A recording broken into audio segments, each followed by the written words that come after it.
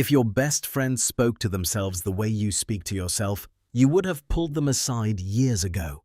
You would have said, "That's not true. Stop that. You would never say that to anyone else."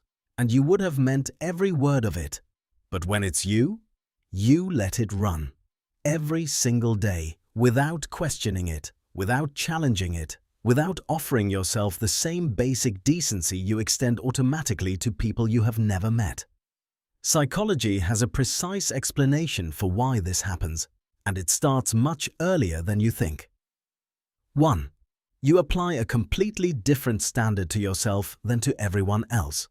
When a friend makes a mistake, your brain does something automatic and generous. It builds context. It considers the circumstances, the pressure they were under, their intentions, what kind of week they'd had. The mistake becomes something that happened to them.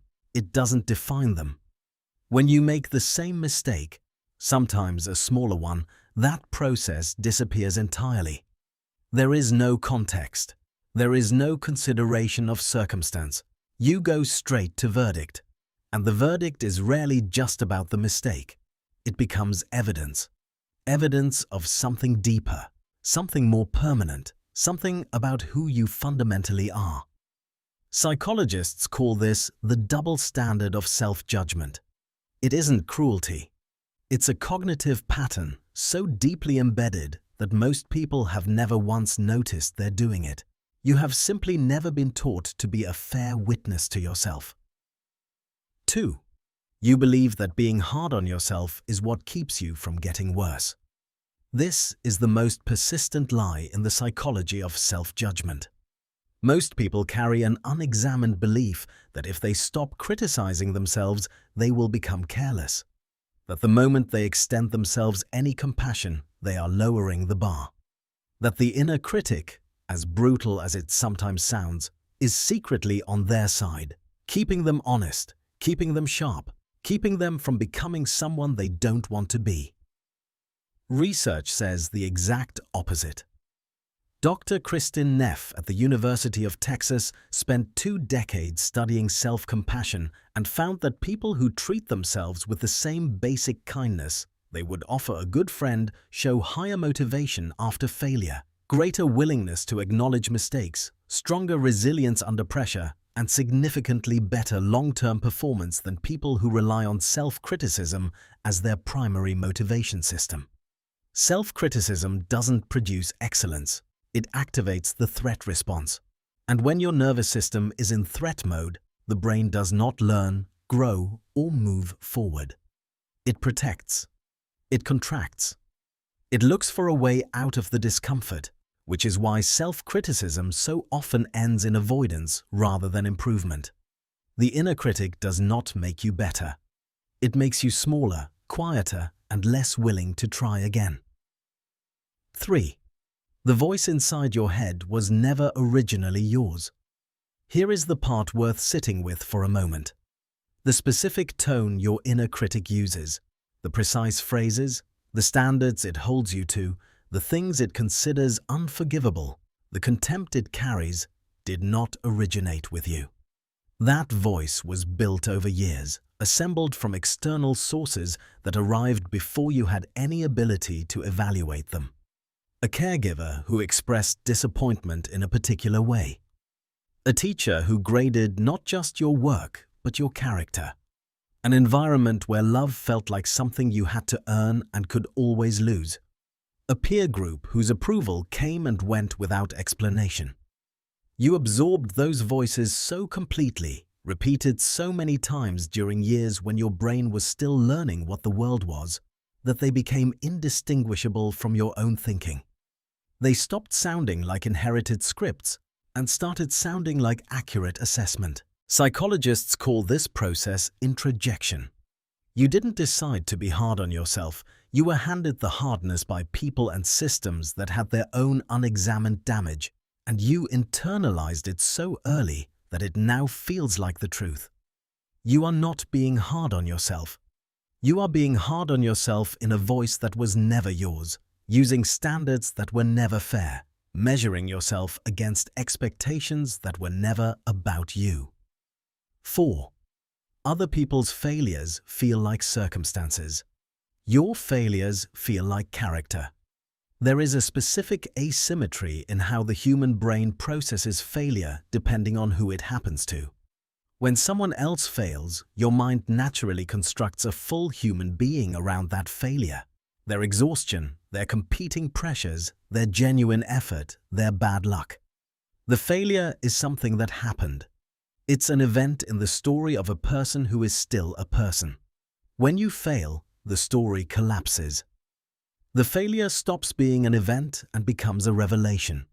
It reveals something. It confirms something you were afraid was true.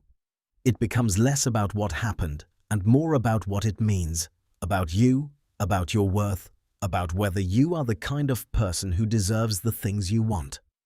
This is one of the most well-documented patterns in social psychology.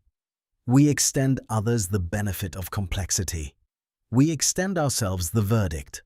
And the cruelest part is that you do this not because you are unusually damaged, but because it is an almost universal feature of how humans relate to themselves.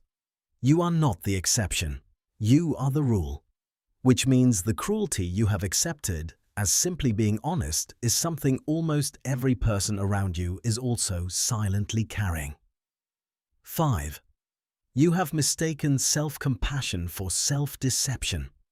When people first encounter the idea of treating themselves more kindly, the resistance arrives almost immediately. If I stop criticizing myself, I'll stop improving. If I let myself off the hook, I'll become complacent. Being kind to myself is just making excuses. If I really cared about doing better, I wouldn't be looking for comfort. This objection comes from confusing two completely different things. Self-indulgence says, "What I did was fine." It minimizes. It closes the door on accountability. Self-compassion says, "What I did was not fine. It caused real consequences, and I am still a human being who is capable of learning from it without being destroyed by it." It keeps the door open. It makes reflection possible. It allows you to stay with the discomfort of what happened long enough to actually understand it and do something different. The reason self-criticism feels more honest than self-compassion is not because it is. It's because it was modeled more. Most people grew up in environments where being hard on yourself was treated as evidence of seriousness, of integrity, of not making excuses. Compassion toward the self was treated with suspicion, soft, self-indulgent, the kind of thing people said when they didn't really care about improving. That framing is not true, but it is very old and very loud. 6. Somewhere underneath the criticism is a belief that you don't deserve what you give to others. This is the layer most people never say out loud, even to themselves. The kindness you extend to friends. You believe it's true for them. You believe they deserve it. You can see clearly that they are doing their best, that they are dealing with things you can't fully see, that their mistakes don't cancel out their worth. That all feels obvious when it's them. When it's you, something shifts. The kindness would feel like a lie, or an indulgence, or a lowering of standards you've decided are the only things standing between you and becoming someone worse. And there is a background belief, rarely examined, that the compassion you offer others doesn't apply to you, not because you've thought it through and decided that, but because it's never once felt natural to offer it. Psychologists recognize this as a core feature of shame, not guilt. Guilt says I did something bad and I want to repair it. Shame says I am something bad and no amount of repair changes the underlying fact. And when shame is the operating system, kindness toward yourself doesn't feel like healing. It feels fraudulent. You'd be forgiving the wrong kind of person. This is not a character flaw. It is one of the most common and most invisible wounds in human psychology. And it runs loudest in people who are, by every external measure, the most caring and most conscientious, because those are often the people who learned earliest that their worth was conditional. 7. The stranger gets grace because you have nothing at stake. There is one final mechanism, and it's worth naming directly because it explains something that can feel contradictory. Why the people who are hardest on themselves are so often the most generous to everyone else. When you are kind to a stranger, you have no investment in their story. Their failure is not a referendum on you. Their shortcoming doesn't threaten how you see yourself. You can afford to be generous because it costs you nothing.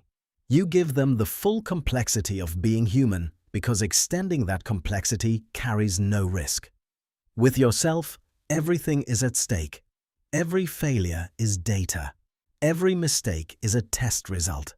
You are too close to see yourself as a full human being deserving of context, because being that close means you are also the one most threatened by what the evidence might mean. This is why the advice you have probably heard dozens of times, treat yourself the way you'd treat a good friend, is harder than it sounds. It isn't a practice you can install in an afternoon. It's a complete restructuring of a belief about what you deserve. And that restructuring happens slowly, imperfectly, and only by starting to notice, actually notice, with specificity, the gap between the standard you hold others to and the standard you hold yourself to. You would not let a friend be spoken to that way.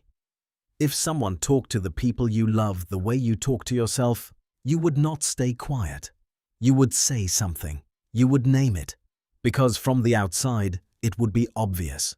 That is not how someone who matters should be spoken to. The only question psychology leaves you with is this one. When did you stop being someone who matters? Not because anything happened to make that true, but because the standards you absorbed were never designed to be fair. They were designed to keep you productive, manageable, and small. And you have been applying them faithfully ever since, without once asking whether they were ever true to begin with.